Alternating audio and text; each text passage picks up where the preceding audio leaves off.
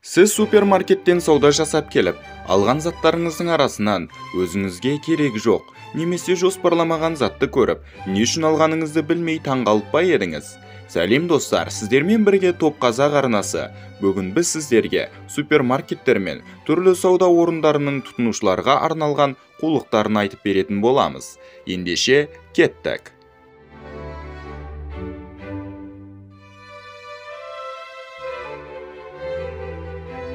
Шыға берістен алыс нан мен сүт. Өзіңіздің көп баратын супермаркетіңізді есіңізге түсіріңізші. Онда нан мен сүт тағамдары супермаркеттің түбінде орналасқан. Мұның себебі нан мен сүт адамдардың күнделікті тұтынатын тағамдары.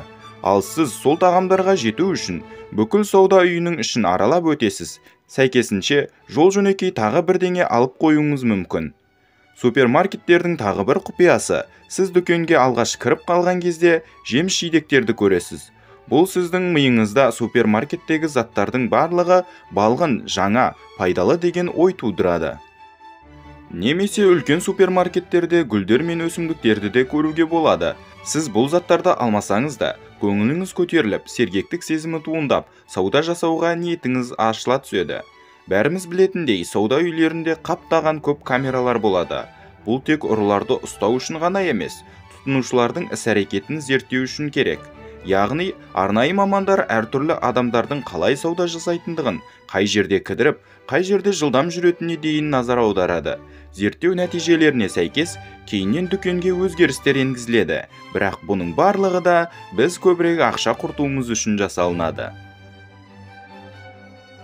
Ал енді сіздерге арналған тапсырма. Сауда орталықтары мен супермаркеттерден сағат пен терезе тауып көріңіздерші.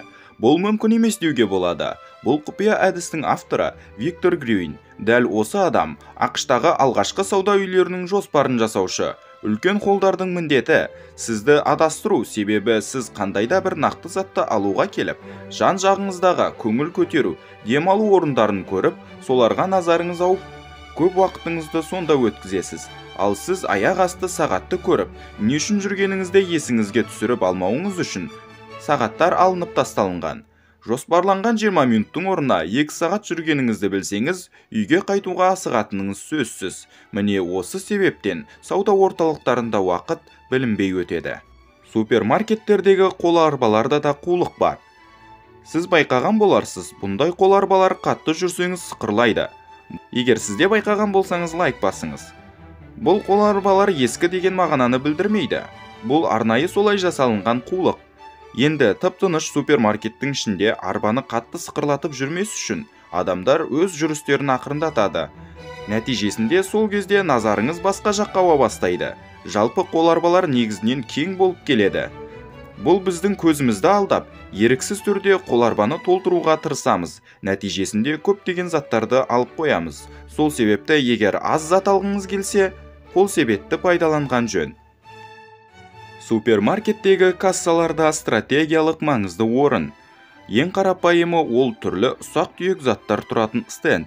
Біз шоколад сатып алу үшін сирек супермаркетке кіреміз. Бірақ кезекте тұрған кезде көзіңіздің алдында тұрғаннан кейін қосып ала кететін кездеріміз де бар.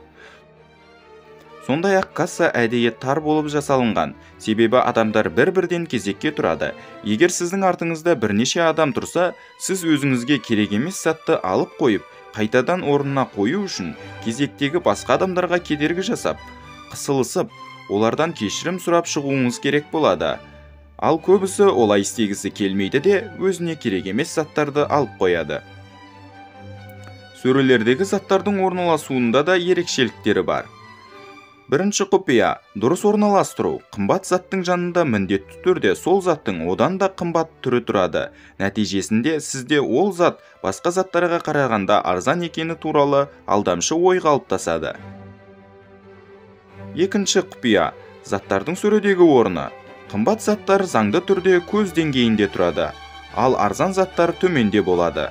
Бірақ бұл ереже балаларға арналған тәтті тағамдарда басқаша, яғни қымбат заттар төменде болады, балалардың көз деңгейінде орналасады. Мүмкін араларыңызда маған бұндай қулықтар әсер етпейді, мен тек жоспармен жүремін дейтіндер бар шығар.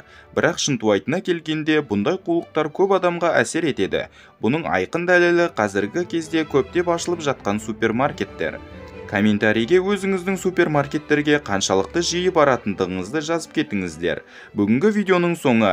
Егер сіздерге бүгінгі видео ұнаған болса, лайк басып арнаға тіркеліп кетіңіздер. Топ Қазақпен бірге топта болыңыздар. Сау болыңыздар.